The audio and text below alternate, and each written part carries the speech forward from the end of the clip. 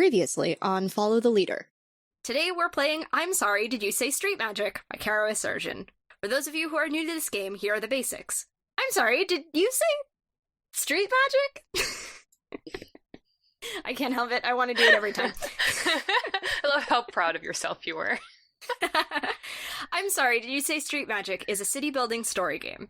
We take turns exploring our city. By the end of the game, we will have created a place that none of us could have imagined alone. Our agenda as players is to create a vibrant and multifaceted city, to fill that city with life and personality, and to expand on each other's ideas together. I'm Mac. You can find me on Twitter at Citadel of Swords. Hi, I'm Caro. You can find me at C Excursion, spelled SEA Excursion, on Twitter, Patreon, and itch.io. My name is Mab. You can find me on Twitter and Tumblr at Little Lady Mab.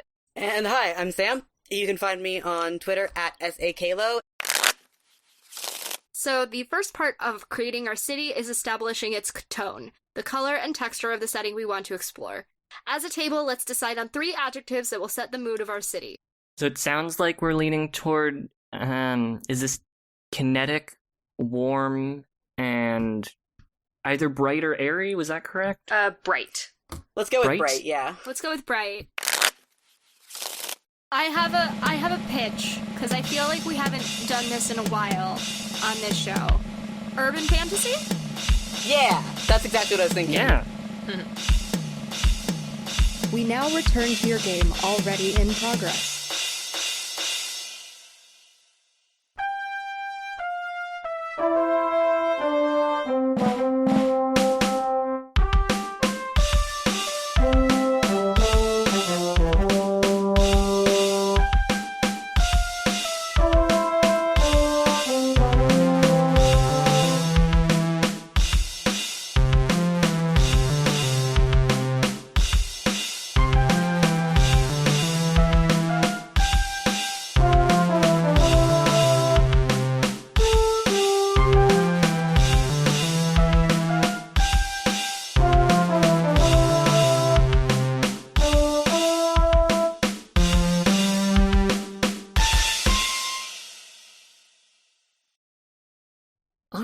So we have now gone around the table. Every one of us has contributed to this compass about technology and inventions. So now we close out this compass by holding an event. After everyone's wandered the city during the current round, the player who first declared the compass finishes the round by creating an event that alters or changes the city in some way. So an event is always connected to a neighborhood, landmark, or resident. So I'm going to describe the event in a sentence or two, and then choose a card on the table that I think it kind of most closely relates to. I think I'm interested in something about, we've explored, like we really sort of started to dig into the plaza a little bit, and I think I'm interested in exploring that a little. How tonally complicated or interested are we in complicating the tone of the city? Do we want to keep it pretty bright? Do we want to push at that a little bit? How are people feeling? I don't mind pushing at it a little bit. Complications are always fun, yeah. Yeah, complicated is good. Okay. Yeah, so in that case, I'm going to create an event that goes with the plaza, and I think that the event is... I think that there are some students in one of the more educational parts of the plaza who are protesting and kind of advocating for the dispersal of, some of the technology that and the magitech that has come up in the plaza to be more widely distributed to the public. So I think that there's a little bit of a student protest going on. So I'm just going to write that on this cell. Student protest advocating for wider magitech dispersal in the city. So now, each player gets a chance to respond to this event by taking on a voice of the city. When we do this, the players aren't embodying specific residents, but the myriad perspectives and viewpoints of the community, especially members of the city who might have been impacted by the event. So we're going to start with Mac, and Mac, as a voice of the city, you can either ask a question about the origins, implications, or repercussions of the event, just a rhetorical question, state an opinion that some people in the community might hold toward the event, or show a consequence of people reacting to it. That can be about a specific residence or about the community at large. So the event is talking about dispersal of Magitech. Mm-hmm. What was the last straw that led to, like, was there a catalyst for this student protest? Is there, like, a specific reason why the students are advocating for wider Magitech dispersal? Or is it just a equality, equity, that sort of social justice? Mm-hmm. I don't know how to phrase it. This is me being like, how do I put this? Mm-hmm. Is that a question you're asking me, or is that, like, the rhetorical question that you're asking? I think that's the question I'm asking, the rhetorical question I'm asking. All right. Yeah. So maybe, yeah, the catalyst isn't clear in that way in the fiction of the world as well. Mab. I'll have an opinion. I have an opinion. You have an opinion. So yeah, I think, the opinion is that it sounds well and great and all, but can we really trust the everyday people to be able to know how to handle this responsibility? Ugh, I hate rich people. I like how we can all tell it's like, that's a rich person opinion. Can we like really think that they know what they're doing? Do they think? Okay, Carrie. We get it, Carrie. Carrie would be one of those Magitech people. All right. I'm going to say a consequence of this is that there's a wider spread acknowledgement that I think from academics who had never before, like, thought about the fact that not everybody did have access to the Magitech. People who were privileged in rich people come to a slightly better understanding that there is even an equality equity difference to be addressed in a way that they hadn't had to really reckon with before this. Mm-hmm. Is that consequence, is that very abstract, or is there like a tangible kind of moment? There's lots of think pieces. There's a lot of think pieces being written during this time. Yeah. There's a lot of like BuzzFeed articles and, Twitter threads, video essays. Mm-hmm. The YouTubers are all over it. A lot of people get canceled during this. for We're knocking a little bit too close to home again. Sorry. You're not wrong. I'm just like, goddamn. Mm-hmm. We start talking about protests. I'm like, okay, well, Humans is the same. J.K. Rowling comes out as a TERF again. Just kidding. Somehow everyone's surprised. J.K. Rowling comes out as against the sharing of Magitech. Yeah. Mab. What? What? Riley and I already killed J.K. Rowling on live stream. That name is not spoken in this house. She who must not be named.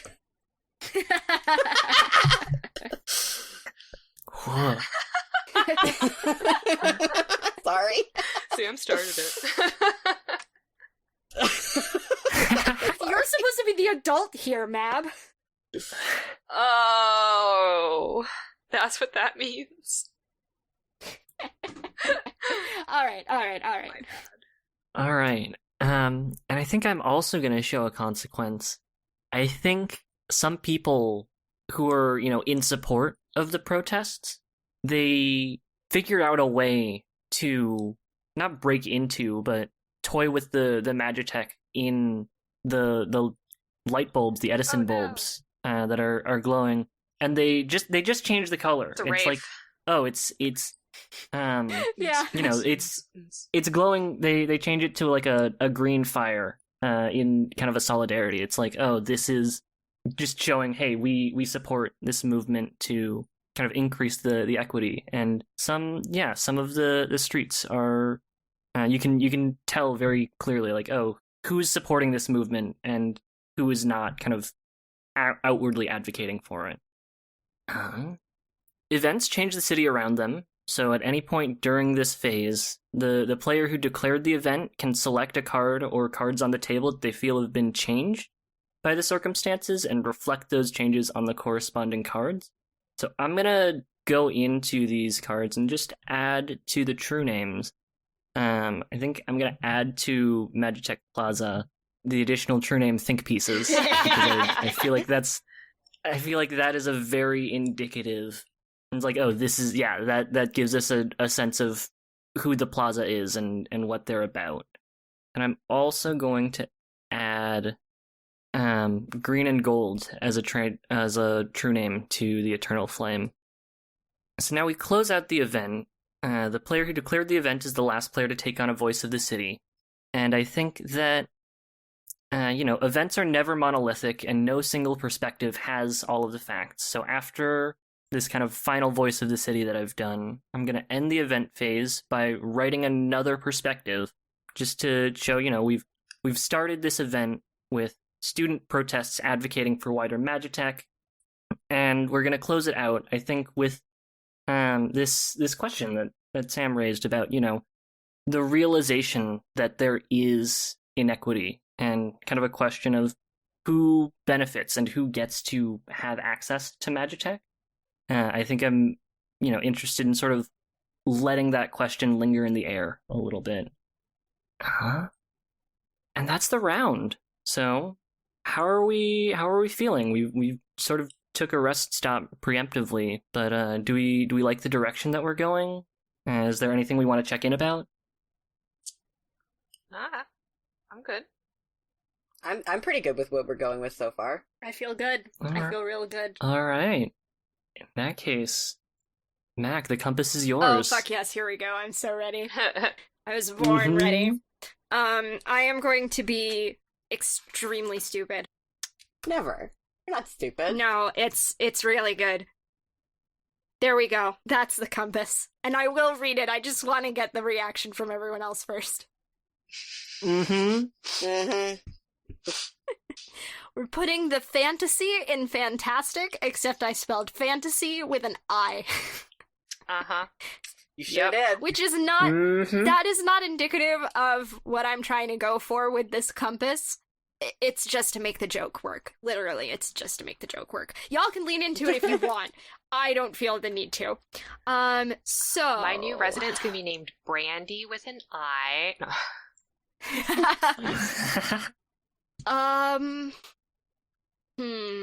Trying to decide if I want to make this a landmark or if I want to make this a...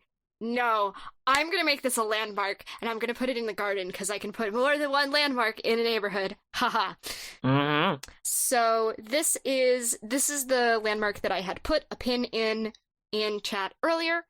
So this landmark is called the Den, and this is the place where the werewolves live. Fuck yeah. Let's go.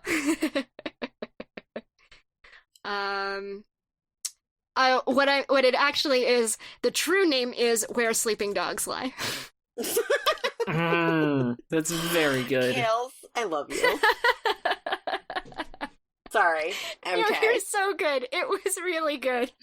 It just light bulb moment, and I went, oh yes. That's very good. And I think that it's this. So there's this kind of network. It's kind of like a little neighborhood inside of the gardens. I want it to be. I don't want it to be like a full neighborhood, but it's like there's like a series of little. I don't want to call them dog houses. They're not fucking dog houses. But it's maybe that's more like caves. I like it. I dig it. That have also been kind of built in people houses, just in rock. And I think that some of these wolves are garden caretakers. And some of them just like to run around and play in the flowers. Yeah. That's me putting werewolves into this city. Yeah. No, I love it. Is it like a commune? Yeah, I think it's very communal in a lot of ways. And I don't think that it's necessarily, because it's all pack, right? Mm-hmm. And I don't think that it's necessarily like there are like other werewolves living around the city, sort of, in different places around the city. Like this isn't like the place where the werewolves live. But this is where there's this, one of the dominant packs in the city has kind of like taken over like care of these gardens. If people are cool with that. Mhm. And they have just made their home there. Mm-hmm. Also. Also going to put pack bonded as a true name. To kind of hit that commune feel. Hell yeah. Hell yeah. So that's the den. We're doing a lot of the blank names, which I love. Mm-hmm. Yeah. It's good. It's good, is the thing. Mm-hmm. I like to be like, there are fungal trees, and then there is the fungal tree. Mm-hmm. Yeah. All right. It's my turn. Okay. I'm gonna make a landmark in the docks. Mm. And it's gonna be a little pub called Siren Song. And okay. So the landmark is a little pub called Siren Song.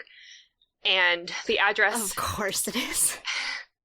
the address is, there's a hut on the shore for as long as we can remember, where the water is sweet and the ale is crisp. And the true name is Wind Whistling Through Boards Warped with Age and Water. And so it's always just kind of humming and always feels a little bit alive because of that. Is this pub like is it a place that, only regulars in town go about? Is it like a well-kept secret? Is it, very busy? What's the vibe? I think it's mostly just, there's a lot of outsiders because it's people who come in off the lake, and then it is a lot of fishermen, fisherfolk. And so it is, I would say it's a healthy mix, but by and large, there's also just a big number of outsiders. But like outsiders who are familiar because they come in all the time to the docks. That makes sense. And Sam, your turn whenever. Oh, right. Sorry. I was drawing something and I got distracted. I'm gonna introduce a character, I think. Or a resident. Hmm. So I'm gonna introduce a character in the docks, and it is a male Selkie Mm-hmm. Let's go. who is a bartender at the Siren Song. Good. I love that. So now we have to do a vignette, right? Is that how this works? Yeah, we just paint just a brief scene of what does it look like with this character when he's in his element. Yeah. So I think framing this vignette, we've got a scene where our boy Ida, Ida, whatever, he is, standing behind the bar, polishing a glass, As all good bartenders do. your typical bartender stuff. That's all the bartenders do. He's got a beautiful sealskin around his shoulders. He's relatively short. And I'm going to leave it up to you guys to... That's the thing, right? I'm supposed to let you guys just sort of Cause chaos. Yeah, we do the vignette things. cause chaos. Yeah. Ooh, let's all go. Let's have a bar scene. Hey, can we hold on a second? I'm gonna open up Stew Pot. I was just like, are we I was trying so hard. I'd be like, I can't make the pub a boat like they did in Friends of the Table for Stew Pot. But it was there for a hot moment. But you could. Let me open up Stew Pot real quick because there is a mini game for mixing drinks. Mm-hmm. Stew Pot is a great game written by our good friend Takuma Okada. We played it in Arc 32. Go listen to it. Where we actually played this exact game. Arena's just shove all of the games into it. Caro, you said Street Magic X Kingdom, and I'm just like, all right. Yes. How many layers deep can we go? My friend and I are like trying to build a project together, and we definitely are using Street Magic and a bunch of other city building games to build out our city. We haven't started yet, but A Glass of the Gods. Oh, we also don't have to do this. I just got really excited. No, it's good. I like it. Yeah, I mean, who else is in this bar? That's sort of the question. Yeah. I was sort of throwing it to you guys to figure out, like, who else is in here? What else is going on in here? I think there's a regular who is, sitting in the corner. This is this is a character who is always, spends a lot of time at the bar, and those, it's where it's like, oh, this person kind of sits in the corner, and in pirate fiction, it's like, oh, you don't want to talk to that person, they mean trouble. I think this is a character who is always present, and everybody knows that they're, when they're sitting in their spot, it's like, oh, that's their spot. You don't want to mess with them, but nobody really knows what their deal is. their name is Strider. Yeah, brooding loner sitting in the corner is definitely a regular at the Siren Song. I'm just gonna lean into FTL canon and put Soul at the bar. Fuck yeah, do it. I'm not playing her, she's just there. It's just there. Because obviously, if there's a bar in this town, any bar in any town in any universe, Soulhawk is there. You know how there's always a lighthouse and there's always a man? For Yeah. Bioshock, there's always a bar and there's always Soulhawk.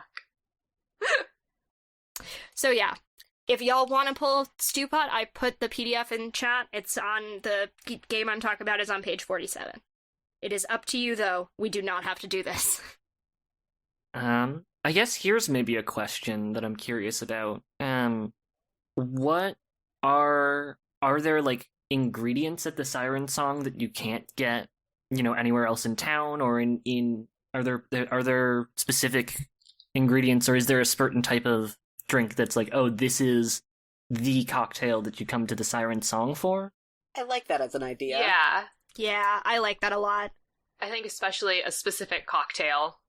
I also think, like, especially that there must be some kind of, like, specific, like, a bunch of, like, underwater specific items that you can only get, like, underwater.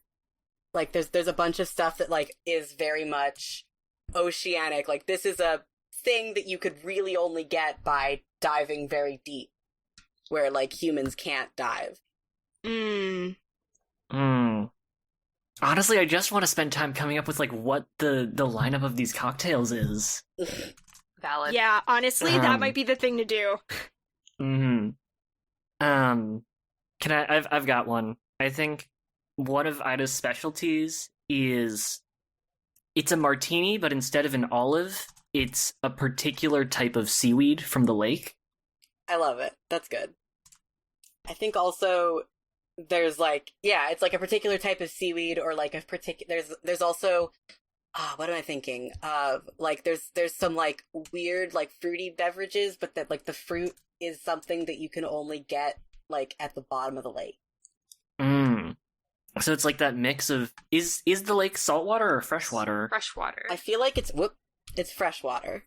That makes sense. Here's another reference corner with Mab. Has anyone played Kentucky Route Zero? That the diner that they have in the Zero, where it's just they all have their daily specials based on whatever weird catch Sam has pulled up. I think it was like Sam and Ida actually are the name of the couple that runs the diner. It's just whatever weird catch that they've pulled up from the deep lake that you can't see anything in, and it was just whatever he managed to grab and pull on up. Just like, well, here's today's weird special. It's gonna be like cold rockfish soup or something like that. I like that. That's good. Good shit, good shit, good shit. Yeah. So is Ida like also really good at kind of improvisation in that way, where it's like, oh, there's staples, but there's also, oh, we dragged up this weird fish and nobody knows what it is. Can we drink it? I think that Ida's got like a particular like kind of improv that makes it very evident that they really, or that he really knows what he's doing. Mm-hmm. I guess I might switch his pronouns to he, they, because I keep sort of thinking of him as like a non-binary person as well. Yeah. You can be non-binary and use he/him pronouns, but yeah, no, you're True. valid. True. Yeah. Sorry. 100%. No, you're right. As someone who is non-binary and sometimes uses binary pronouns to refer to themselves. That's why I said he, him, and they, them. Yeah. 100%. It's like I have pronouns for specific situations and specific people. Mm-hmm. You ever be like that sometimes? We also just know never to refer to you. Oh, yeah. That is true. Extremely valid. I have stopped giving my pronouns at the top of things. 'Cause I know. I'm just I was just kind of like, Mm. oh, they didn't do that. But also, it's normally, don't. Don't refer to me. Don't speak about me. I do not exist. I don't exist. I really don't. I may be perceived, but never referred to. Anybody else, like, not used to being perceived anymore either? They're like, Oh, mood.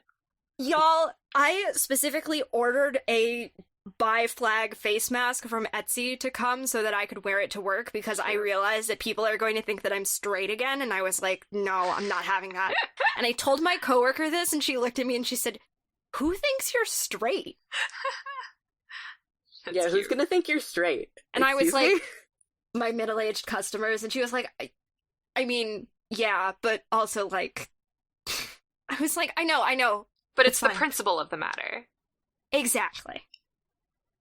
Yeah, my friends made me a little ace face mask. Little. Aw, nice. I was Oh, like, cute. yay! And now all three of us match. Love that.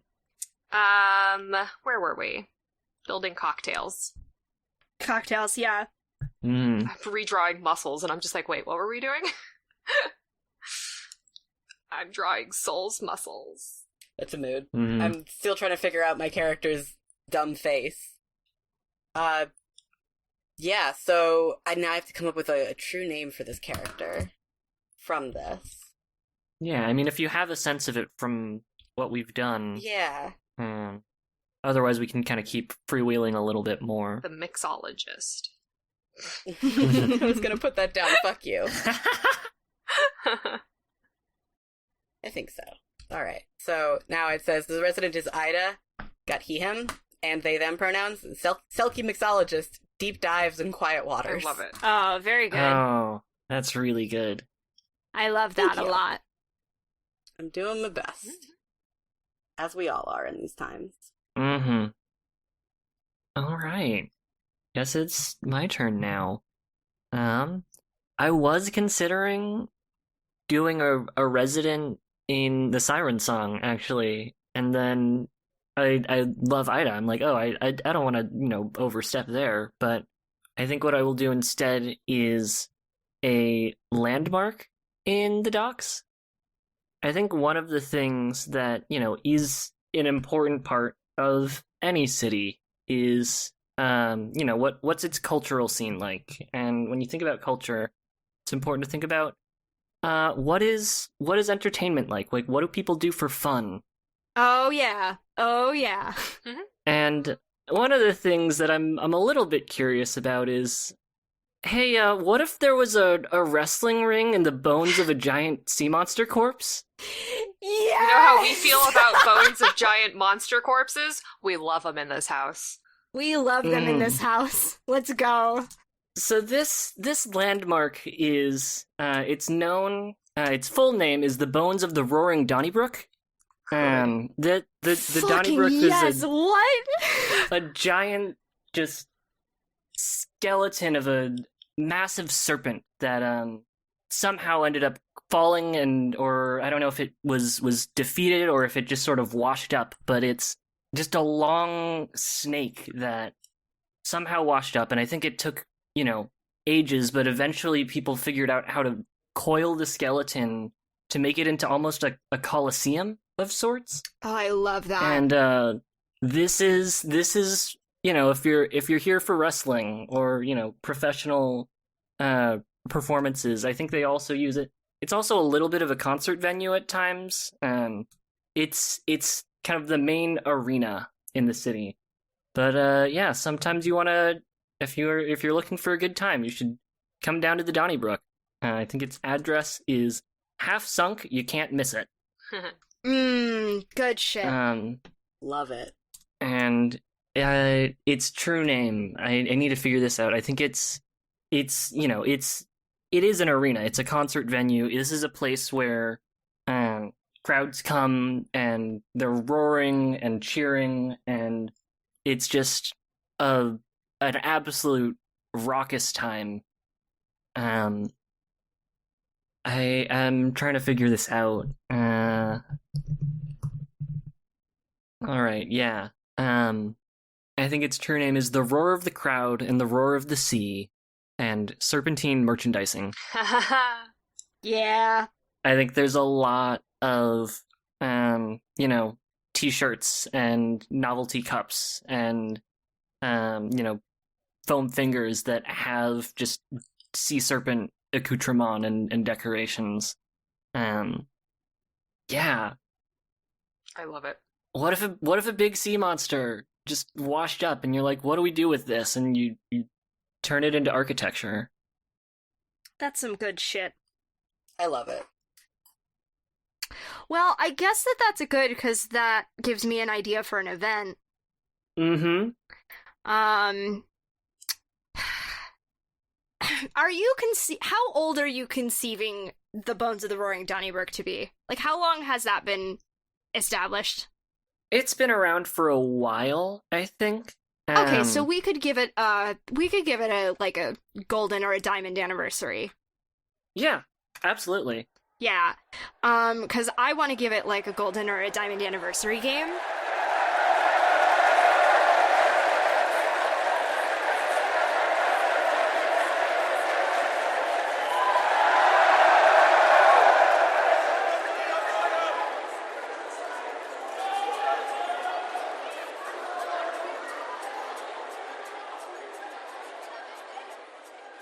Good. Oh, I love that. Very much a, open to the public. We got people, standing room on the ground of the Globe Theater sort of shit. You want to come here? We're gonna make it a fire hazard so that you can come in. Hell yeah. We're not turning away anyone. Sort of deal. I love that. That's my event. Where do I put the event? What? Next to or underneath or adjacent to the landmark in whatever way works. Okay. So... Is this like a one night only kind of thing? Is this a week-long festival? I think it's like a 3-day weekend sort of thing. Not to be like it's a convention, but yeah. And it's there's specific headlining games. So you can come for a game that you really, really want to see. Or you can stay for the whole thing and stake out your spot. Oh, I love that. If I may actually jump in really quickly, I think the way that the Colosseum is set up, it's not just one coil, because it's, serpentine, because it's a giant snake. It's coiled around itself in different ways, so there are different arenas and different rings where it's you can come to the really big one in kind of the central arena, or you can go to one of the kind of smaller rings off to the side if there's matches and concerts and different things that are all happening kind of at the same time. Yeah. So it really is like a convention. Yeah. Mm-hmm. Like a free to the public convention, but for wrestling. The best kind of convention. I don't know what... I don't necessarily want to throw we had complication with the previous event. Yeah, we don't need that. I don't really see the need for one, and I don't really necessarily want one unless someone has a really strong idea about one. There's lines. No, I'm just kidding. It's not Anime Expo. LineCon. Line party. Well, Voices of the City. Mab, you're kicking us off. Yeah. I think a consequence. I guess it's not really a consequence as it is just it is a result or something like that.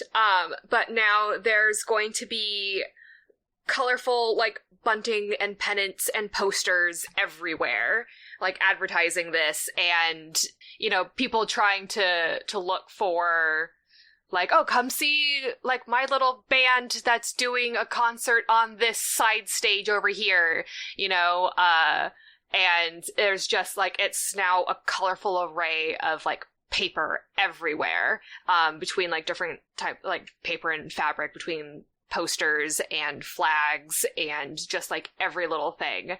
And it's, like, that whole, like, sense of festivity, but it does feel a little chaotic sometimes. Rules. But it's a party. Oh god, is it my turn now? Yeah, for a voice of the city. Doesn't have to be a complication. Can be a question, can be an opinion, can be a consequence. Either one. I think that the general opinion of, like, a lot of people is that this fucking rules. Yes. Yeah. It's a lot of fun. Like, people are pumped about this, like, big wrestling convention event thing. The voice of the city, they're all cheering very loudly. The voice of the city is like, woo! Yeah. Hell yeah! Um, I think it's just, like, good to just have some good fun. yeah. Yeah. I've got a question, which is, did anybody, after the really late last match night, did anybody else, when you were looking out on the lake, anybody else see that shape that moved? That it couldn't have been another Donnybrook. There's only one. It's extinct, right? Those things are extinct, right? Right? It's fine. Oh god, it's its cousin, Molly Brook. Oh, God bless. Oh, so good. Oh, boy. We'll find out, won't we? Maybe. I also have a voice here, right? Yeah. You have the last voice, and then you get to, close out the event and tweak the landmark if you want. Okay. I am going to show a consequence, which is that in the days following the conclusion of the convention, city sanitation is working overtime. Yeah. And they're, like, shifting off. And this is, like, I think this is, and, like, a bunch of them are hungover. Siren Song, catering? Probably not the sole caterers, but they didn't have... But they were serving cocktails. Yeah, I was like, they did not have a quiet night. No, not at all. And I think sanitation is not, like, a lot of them are hungover, and they had a great time, and they're gonna be making time and a half off this shit. Like, they're like, but, there is a, like, there's kind of, like, a public call on whatever city social media looks like to be like, can y'all please clean up after yourselves just for a couple of days? Like, just for a second. Can we just pause really quick and just chill? Because we have to pick up so much confetti now. Yeah. You ever seen someone clean up after Pride? Oh, God. Pride in New York? Oh. Sounds like a bad time. I mean, like, it sounds like a good time, but like a bad time. Speaking of which, I do have to show y'all the picture that my dad sent me yesterday that he took in New York on Thursday. It's batshit. And then I have to do, like, the second half.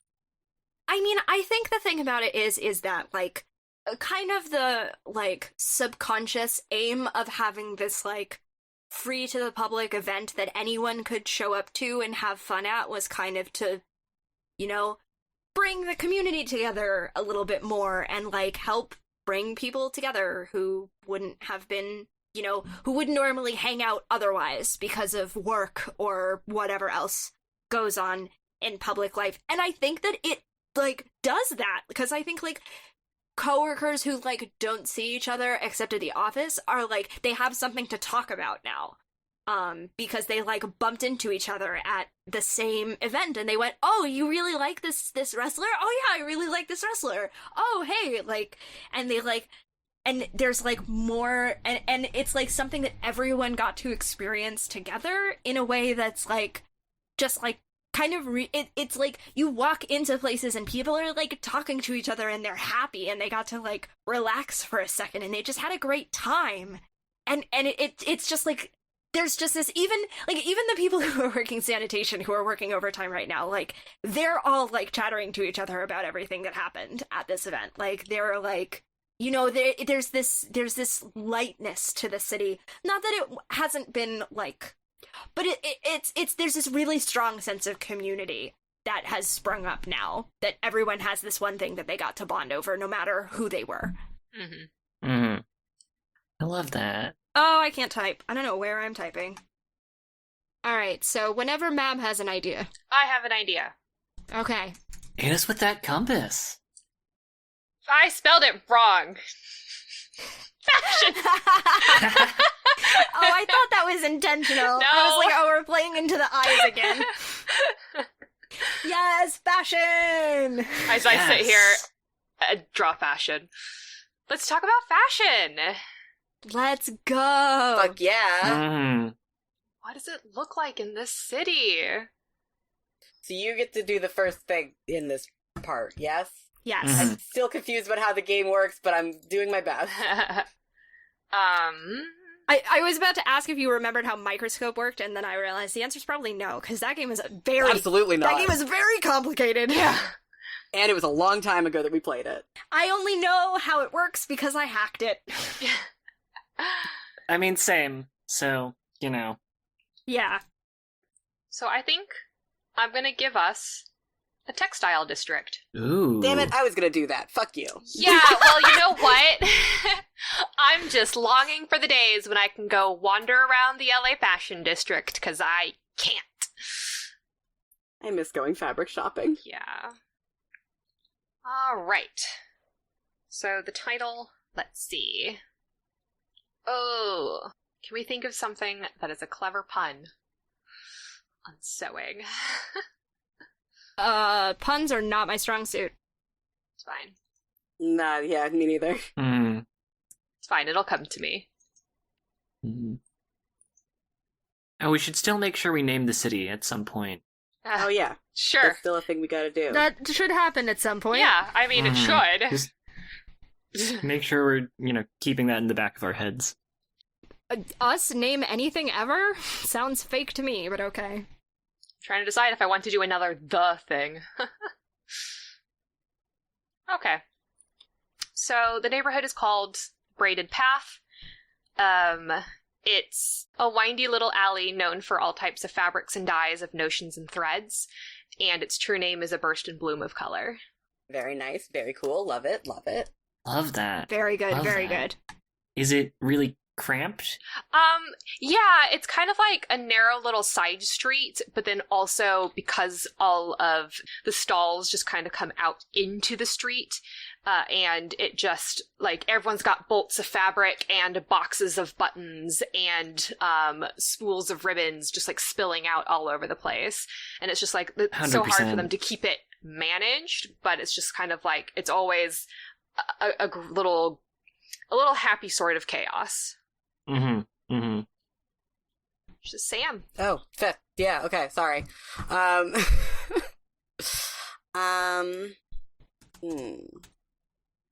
going to introduce another landmark into the Twilight Market, Mm-hmm. and I'm going to put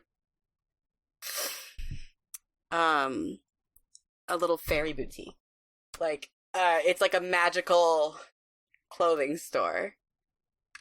Okay, so I have put down the fairy boutique, spelled F-A-E-R-I-E, and the fairy sell spells and trinkets for aesthetic changes such as hair dye or length or like physical form changes. The true name is Wings and Tails in Bottles and Jars, Glowing Talismans and Two Wide Grins. Cute. Mm.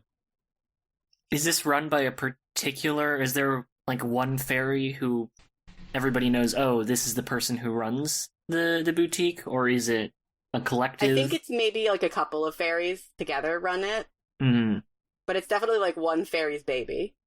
I don't have a particular character made up for that character yet, but, you know. I think, yeah, it's probably run by one particular person. That makes sense. We can always get there if we introduce a resident. Like that.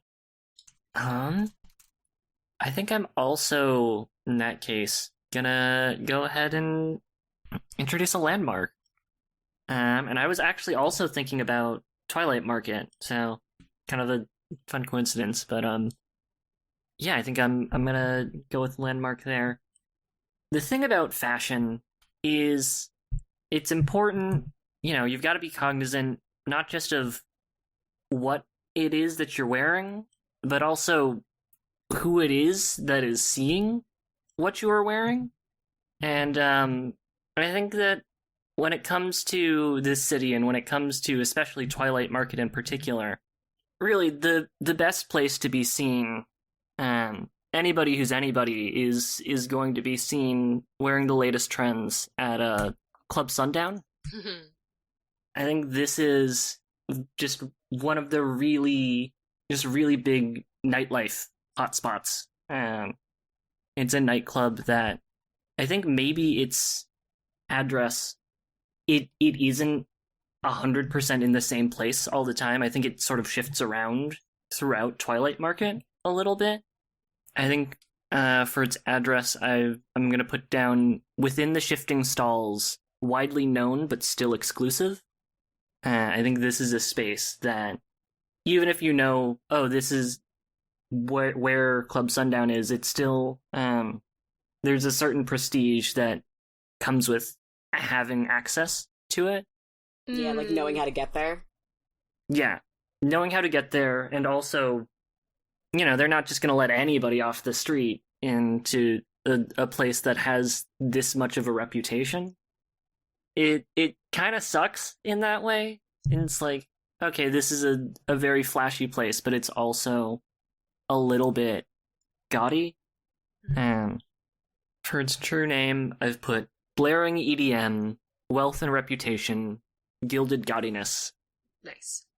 Yeah, I think it's a hot spot, but it has that kind of tastelessness to it as well. But if you want to get seen, Club Sundown is the place to be seen, certainly.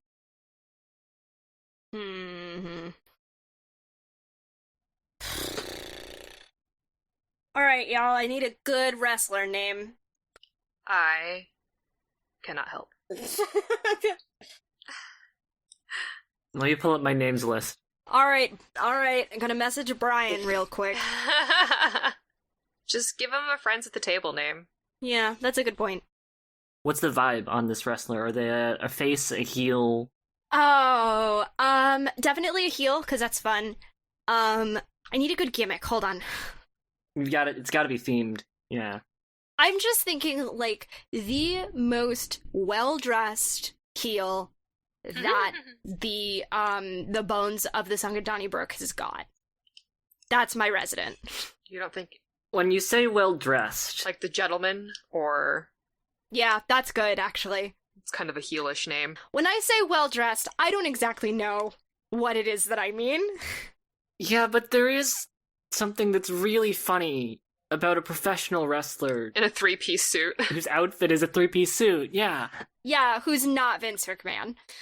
Like, what if Tuxedo Mask was shredded? I was taking a sip of my tea when you said that, and I had to, stop so I wouldn't spit it out all over my microphone. That's gonna be the episode title.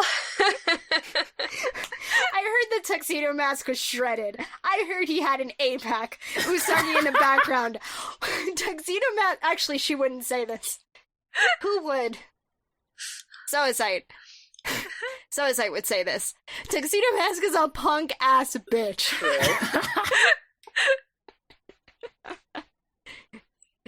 Usagi's the one who's like, I heard the Tuxedo Mask is an 8-pack. Yeah. I love it. I'm right, and I should say it. Anyway. It's true. Mm-hmm. I am going to put that is going to be The true name. Oh no, wait, we have to do... I mean, you can go ahead and do that. But if someone wants to talk about a match that they take part in...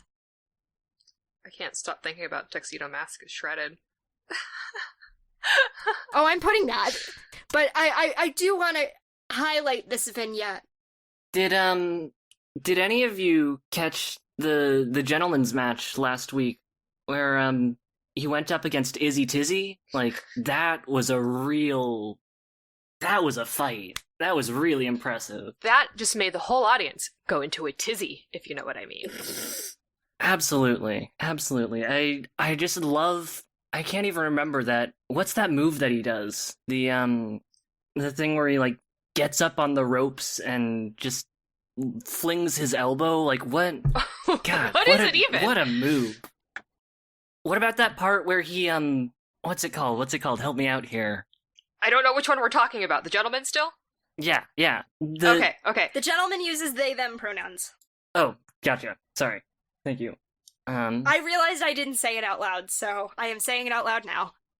That one where they like, they like doff their cap or something like that. What is that even? Yeah. They're like, oh, with their little hat, and it's just. And then they slap someone with it. Izzy Tizzy should take that hat and step on it. Yeah. Wait, step on it? Yeah. You're telling me you're a fan of Izzy? Yeah, better than the gentleman. Come on. I don't know about that. Izzy is a very unpopular face. We love you, actual Izzy, who's listening to this show. I don't know. I just every time the gentleman, pulls their hat out and waves it at the crowd, like I know they're a heel, but I just feel it's charming. It makes you feel something. Yeah, revulsion. I guess we'll have to disagree on that one. I guess I'll meet you in the Donnybrook. Name a time and a place. Incredible.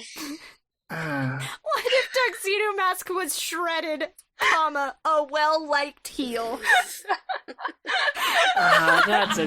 That's a great true name. That's a great true name. Anyway, yeah, that's the gentleman. And I don't think that it's really as important to know who they are outside of the ring. Nope.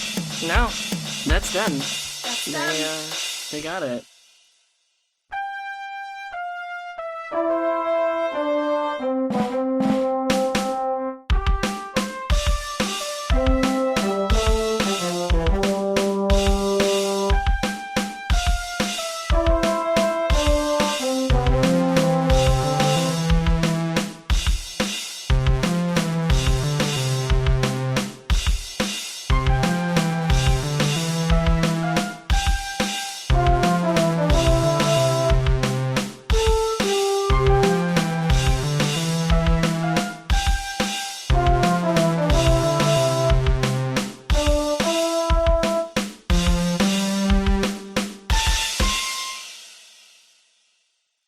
Hi, it's August, and I just wanted to thank you for listening. If you've enjoyed us, please consider leaving a rating on your podcast platform of choice, telling your friends about us, or tweeting about us using the FTLcast hashtag. We are also part of a nonprofit podcasting guild called Standing Stones Productions. We do a variety of shows, including The Room Where It Happened and Dumb Kids Playing Hero, 2 actual play shows, and a Steven Universe discussion podcast called Gay Space Rocks. We also do live streams at twitch.tv/StandingStonesProd. You can keep up with everything that we do on Twitter at Stones_standing. Unfortunately, Standing Stones was already taken. Your support means a lot. Thanks again!